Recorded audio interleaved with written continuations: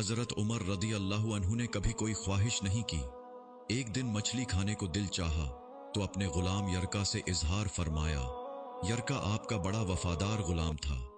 एक दिन आपने फरमाया, यरका आज मछली खाने को दिल करता है, लेकिन मसला यह है कि 8 मील दूर जाना पड़ेगा, दरिया के पास मछली लेने, और 8 मील वापस आना पड़ेगा मछली लेके। फिर आपने फरमाया, रहने दो, काते ही नहीं। एक छोटी सी ख्वाहिश के लिए अपने आप को इतनी मुशक्कत में डालना अच्छा नहीं लगता कि 8 मील जाना और 8 मील वापस आना सिर्फ मेरी मछली के लिए। छोड़ो यरका, अगर करीब से मिलती तो और बात थी। गुलाम कहता है, मैं कई सालों से आपका खादिम था, लेकिन कभी आपने कोई ख्वाहिश की ही नहीं थी, पर आज जब ख्वाहिश की है तो मैंने दिल में ख्याल किया कि हजरत उमर फारूक रजी अल्लाह अन्हु ने पहली मर्तबा ख्वाहिश की है और मैं पूरी न करूं, ऐसा कैसे हो सकता है। गुलाम कहते हैं, जनाबी उमर रजी अल्लाह अन्हु ज़ुहर की नमाज पढ़ने गए तो मुझे मालूम था उनके पास कुछ मेहमान आए हुए हैं, असर उनकी वही हो जाएगी। गुलाम कहता है कि मैंने हजरत उमर रजी अल्लाह अन्हु के पीछे नमाज पढ़ी और 2 रकात सुन्नत नमाज पढ़कर मैं घोड़े पर बैठा। अरबी नस्ल का घोड़ा था। दौड़ा कर मैं दुरिया पर पहुंच गया। वहां पहुंचकर मैंने एक टोकरा मछली का खरीदा और हजरत उमर रजी अल्लाह अन्हु की असर की नमाज होने से पहले मैं वापस भी आ गया और घोड़े को मैंने ठंडी चाव में बांध दिया ताकि उसका जो पसीना आया हुआ है वो खुश्क हो जाए और कहीं हजरत उमर फारूक रजी अल्लाह अन्हु देख ना ले।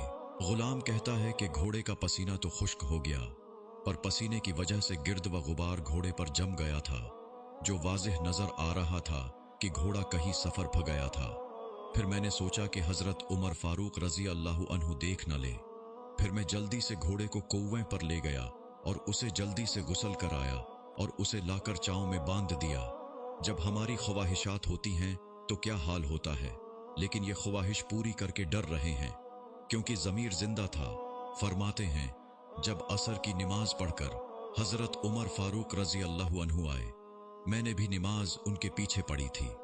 घर आए तो मैंने कहा, हुजूर, अल्लाह ने आपकी ख्वाहिश पूरी कर दी है, मछली का बंदोबस्त हो गया है और बस थोड़ी देर में मछली पका के पेश करता हूं।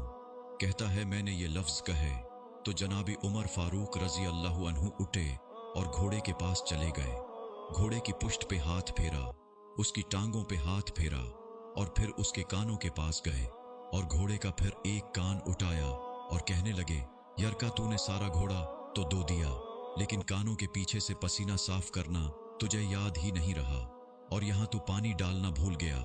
हजरत उमर रदी अल्लाह अन्हु घुटनों के बल जमीन पर बैठ गए और कहने लगे, यरका, तेरी वफा में मुझे कोई शक नहीं है और मैं कोई ज्यादा नेक आदमी भी नहीं हूं, कोई परहेजगार भी नहीं हूं। मैं तो दुआएं मांगता हूं, ऐ अल्लाह, मेरी नेकियां और बुराइयां बराबर करके मुझे मुआफ फरमा दे। मैंने कोई ज्यादा तकवा इख्तियार नहीं किया। और बात को जारी रखते हुए फरमाने लगे, यार, एक बात तू बता, अगर ये घोड़ा कयामत के दिन अल्लाह की बारगाह में फरियाद करे कि या अल्लाह, उमर ने मुझे अपनी एक ख्वाहिश पूरी करने के लिए 16 मील का सफर तय कराया। ए अल्लाह, मैं जानवर था, बेजुबान था, 16 मील का सफर एक ख्वाहिश पूरी करने के लिए, तो फिर यरका, तू बता, मेरे जैसा वजूद का कमजोर आदमी मालिक के हुजूर घोड़े के सवाल का जवाब कैसे देगा। यरका कहता है, मैं अपने बाप के फूत होने पर इतना नहीं रुविया था जितना आज रुविया।